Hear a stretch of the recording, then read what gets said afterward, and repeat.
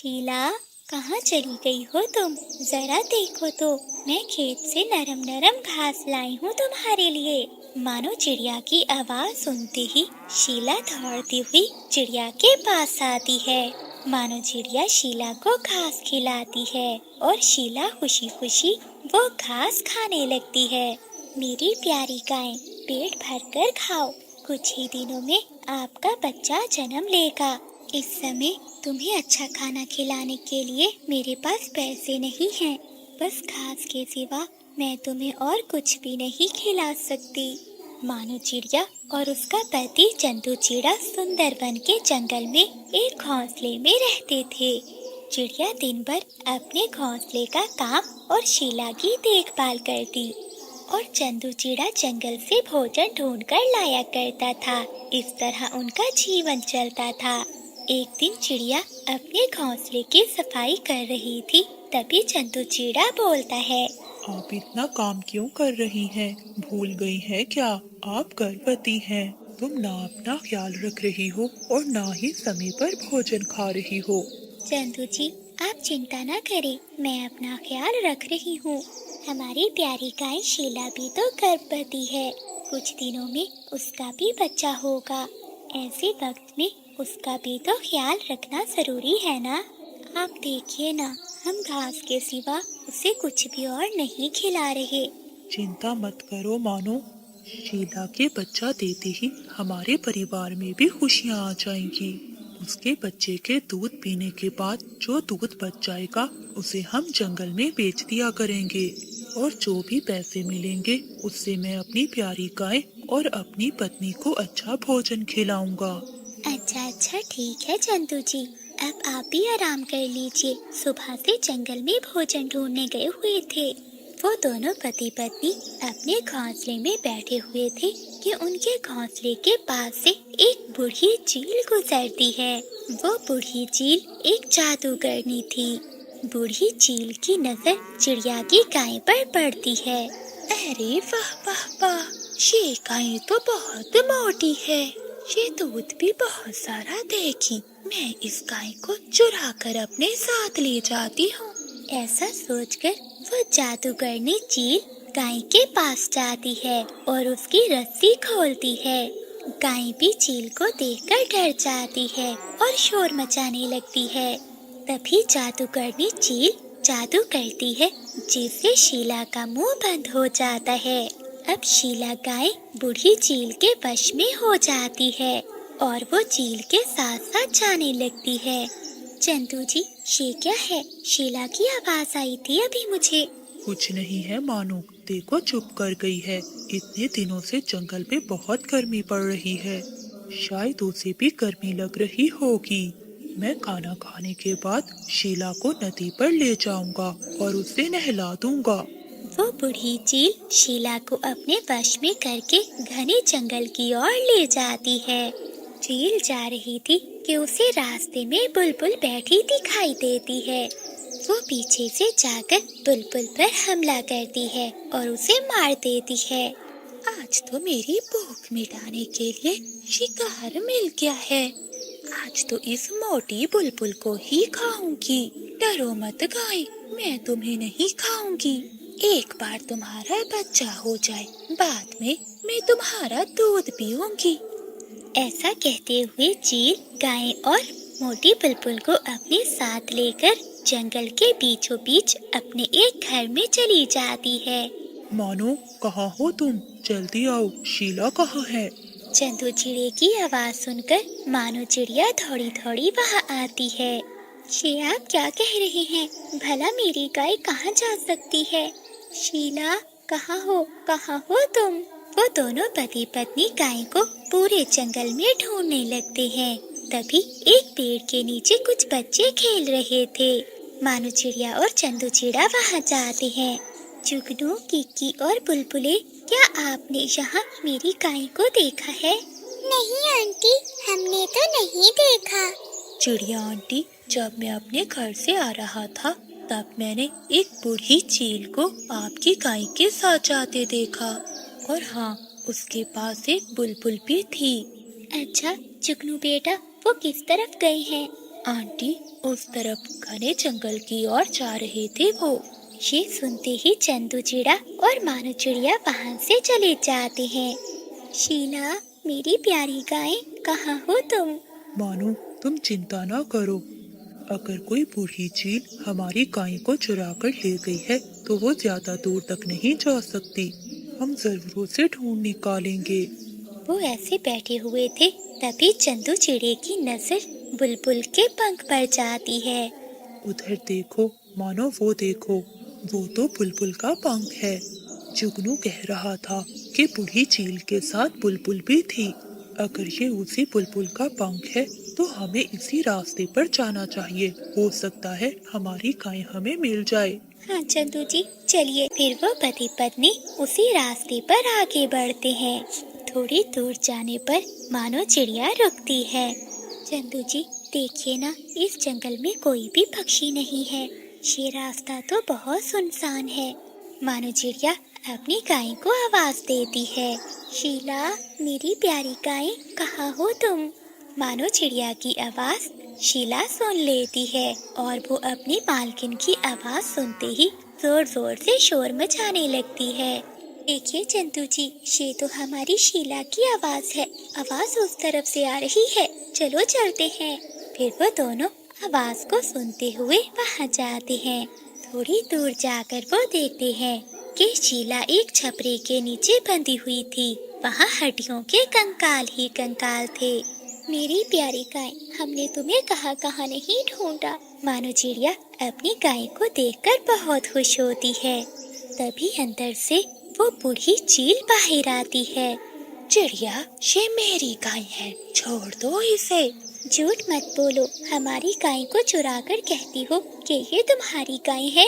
मैं तुम्हारे खिलाफ जंगल के राजा के पास जाऊंगी और उसे तुम्हारी सारी बात बताऊंगी। अच्छा, तुम मुझे राजा से डरा रही हो? मैं तो तुम्हें खा जाऊंगी। चुड़ैल देखती है कि मानो चिड़िया गर्भवती है। तभी वो बूढ़ी चील कुछ मंत्र पढ़ती है और वहाँ से गायब हो जाती है। चंदू जी, ये क्या हुआ?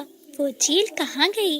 मानो, छोड़ो इसे, वो जहाँ भी गई हो उसे जाने दो। चलो हम अपनी गाय को लेकर अपने घर चलते हैं।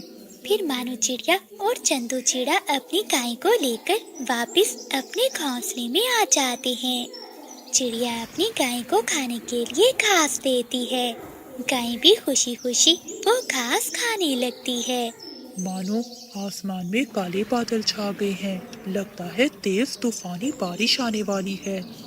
फिर वो दोनों अपनी गाय को छपरे के नीचे बांधकर अपने घोंसले में चली जाती हैं। शाम होते ही जंगल में तेज बारिश शुरू हो जाती है। रात को वो दोनों पति पत्नी भोजन खाते हैं। मानो, आज तो बारिश बहुत तेज हो रही है, रुकने का नाम ही नहीं ले रही।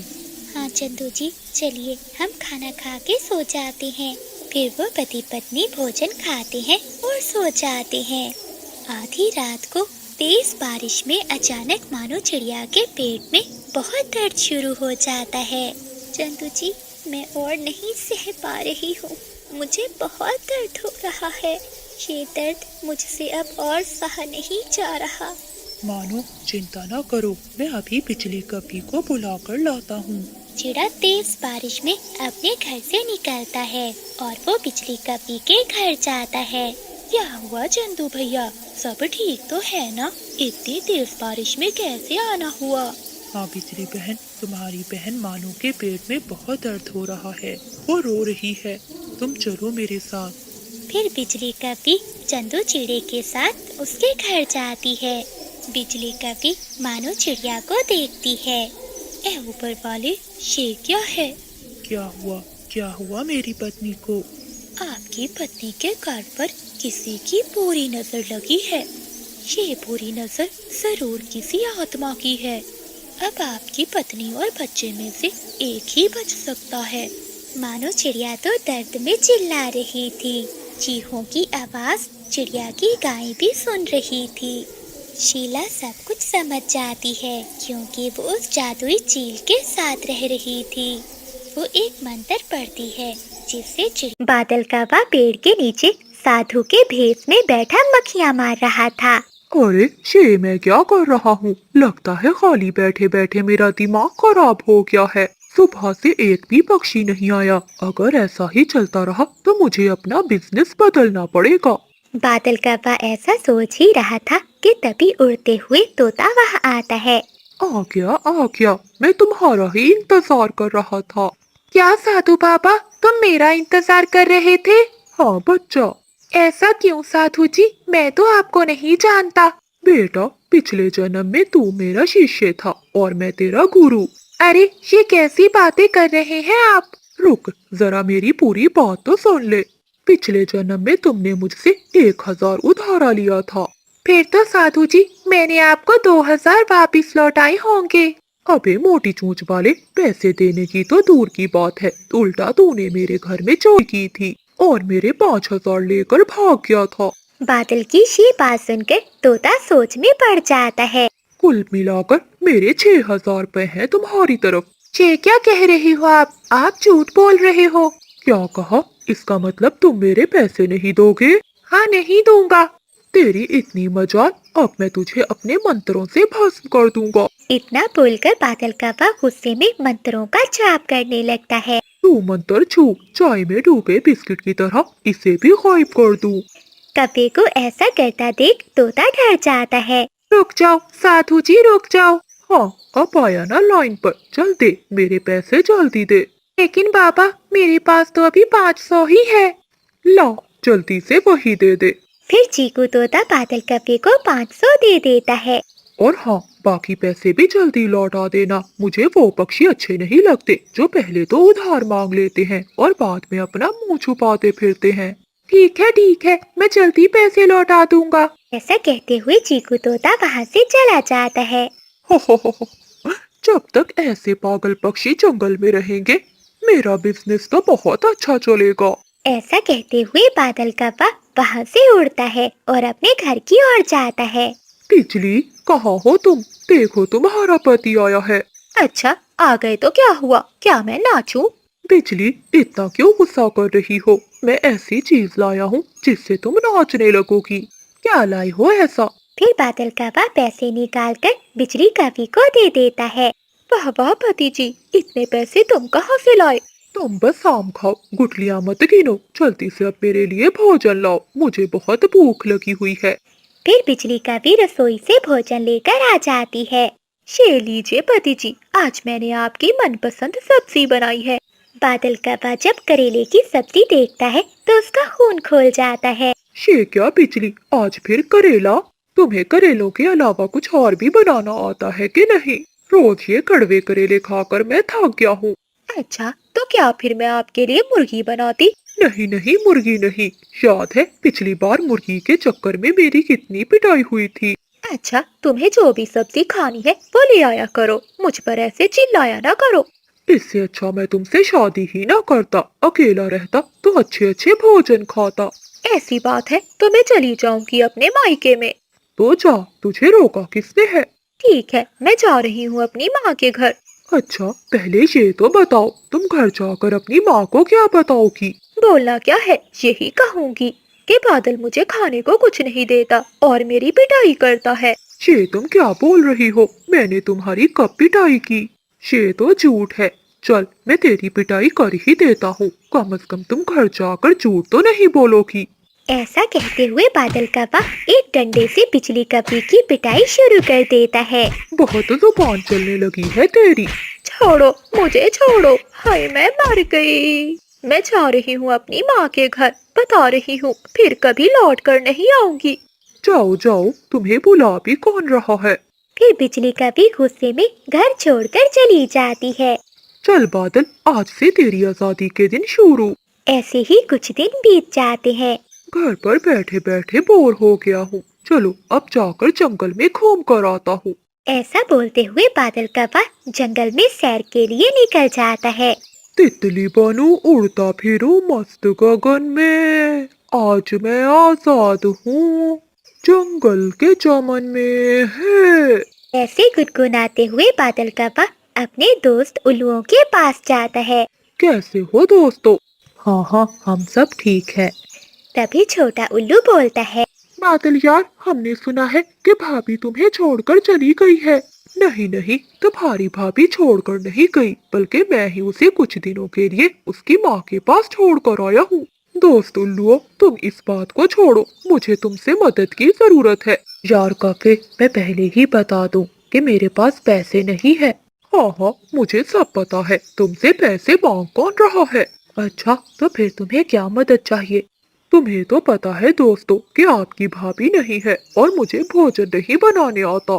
क्या मैं तुम्हारे घर में आकर भोजन खा सकता हूँ? बादल कव्वे की बात सुनते ही वो तीनों उल्लू चुप कर जाते हैं। क्या हुआ तुम तीनों को? बादल यार, तुम्हें तो पता है हम सबकी शादी नहीं हुई है, हम रोज इधर उधर ढूंढकर भोजन खाते हैं। ये सुनकर बादल कव्वा वहाँ से चला जाता है। घर आकर बादल कव्वा रसोई में जाता है। बहुत भूख लग रही है, अब मैं क्या करूँ?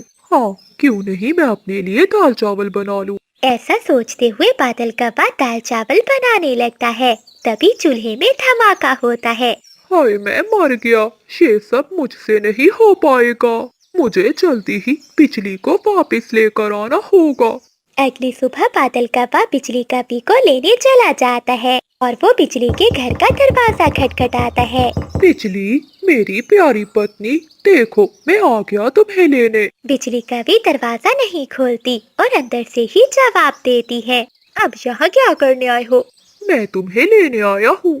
क्या हुआ, इतनी जल्दी अकल ठिकाने आ गई? लेकिन अब मैं वापस नहीं जाऊंगी, यहाँ से चले जाओ, मैं दरवाजा नहीं खोलूंगी। बादल कव्वा देर तक दरवाजा खटखटाता है, लेकिन बिजली कभी दरवाजा नहीं खोलती। लगता है ये दरवाजा नहीं खोलेगी, शाम को आऊंगा।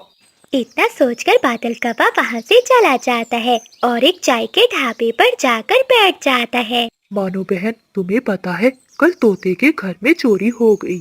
क्या बात कर रहे हो कबूतर भैया? हाँ मानो बहन, हमारे जंगल में रोज चोरियां बढ़ती ही जा रही हैं। हाँ कबूतर भैया, अब हमें सावधान रहना होगा। बादल कव्वा चिड़िया और कबूतर की बातें सुन रहा था। शाम होते ही वो फिर से बिजली के घर जाता है। कव्वा बहुत देर तक दरवाजा खटखटाता है, लेकिन बिजली दरवाजा नहीं खोलती। लगता है मुझे किसी और रास्ते से घर में घुसना होगा। इतना सोचते हुए बादल कव्वा घर के आसपास घूमने लगता है और घर में घुसने का रास्ता ढूंढने लगता है। तभी कबूतर बादल कव्वे को घर में ताक झांक करते हुए देख लेता है और वो बादल कव्वे को चोर समझ लेता है। लगता है यही चोर है, अभी पकड़ता हूँ इसे। फिर कबूतर बादल कव्वे को पकड़ लेता है और भी पक्षी वहाँ आ जाते हैं और वो सब मिलकर बादल कव्वे को मारने लगते हैं। बादल कव्वा बहुत मुश्किल से अपनी जान बचाकर वहाँ से भाग जाता है। आज तो मरते मरते बचा। चोर भी तो भला पक्षी ही होता है, भला कोई इतना मारता है।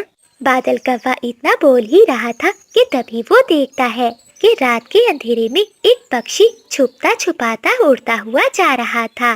कहीं ये तो चोर नहीं है। इतना सोचकर बादल कव्वा उस पक्षी का पीछा करने लगता है। वो चोर पक्षी बिजली कव्वे के घर में खिड़की से घुस जाता है। फिर बादल कव्वा भी चोर के पीछे पीछे खिड़की से बिजली के घर में घुस जाता है। बादल कव्वा देखता है वो चोर एक कमरे में जाता है। तभी बादल कव्वा बाहर से दरवाजा बंद कर देता है।